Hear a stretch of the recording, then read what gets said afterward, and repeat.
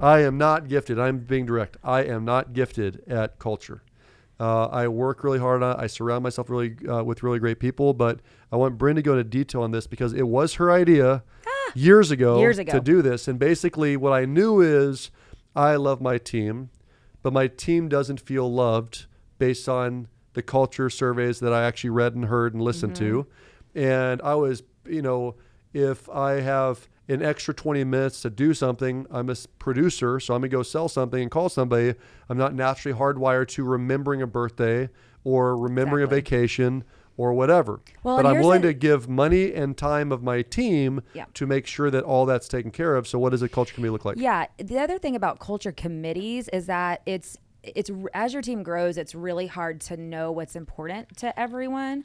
The best example of this is through the culture committee, we found out that. Well, what is the culture committee and how do we do it? Sorry. So the culture committee is someone on the team that is a really good example of the culture that you're looking for. Right. And it's volunteer, by the way. And it's volunteer, heads up the culture committee, meaning they run the meetings that are going to be had. And then we encourage as many people as want to be on it as a part of the group.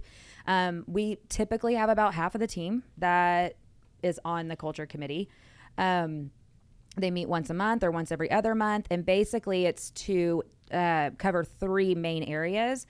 First one would be, what are we doing for internal celebrations, meaning birthdays, milestones, babies, anniversaries, vacations, bucket list trips. If someone's sick, what are we doing there? The next one would be, what are we doing to improve the culture of our team as a whole, as far as like what's our next team outing? What's our next initiative? What are we doing for Halloween? How are we, doing that? What are we doing for Christmas? And then the third one would be philanthropy. So what kind of charitable involvement do we want to have? What are we doing when? What's coming up? And typically we try to do something, I would say we solid probably twice a year, as a high once a quarter. So, and it ranges. And this is what I mean by like, you don't really know what's important to everyone if you're not focused on it. I can remember specifically like Arbor Day. Someone wanted like to plant a tree or plant a flower. It was Earth Day. Earth Day. It was Earth Day. Earth Day. Yeah. So literally my only job as the boss was to give a budget to it and to encourage it. And no matter what they came up with, I have to participate in it. Yeah. That's really the only job of the boss, right? So I can't participate in the culture committee. Yes. I'm going to fund it, encourage it, and participate. Yes. And I couldn't do it either outside of what Josh just said because it was my idea. So like getting other people involved. Right.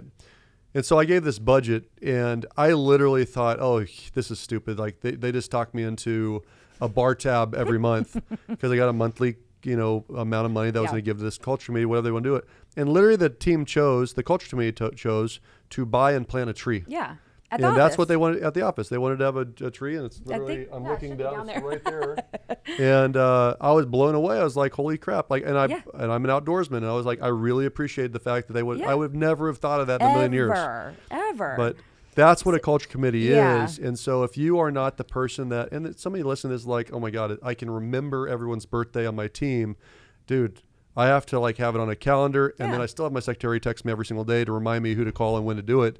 And what is our plan for birthdays? Because this is where things get really wonky and people get really bent out of shape is if you do something for one person's birthday and then something different for another's, people get bent out of shape. Yeah. And then the boss just stops doing it altogether because it becomes, one bad feedback. It's like, screw it. I was trying to do a good thing and you guys gave me bad feedback on it. Exactly. So coming up with the formula. So the desk is decorated. They get a X dollar amount gift card. Yep. And the team signs the card, whatever. And that is the birthday plan. So everybody knows what to expect. Yep. It's even and fair. It's just the formula.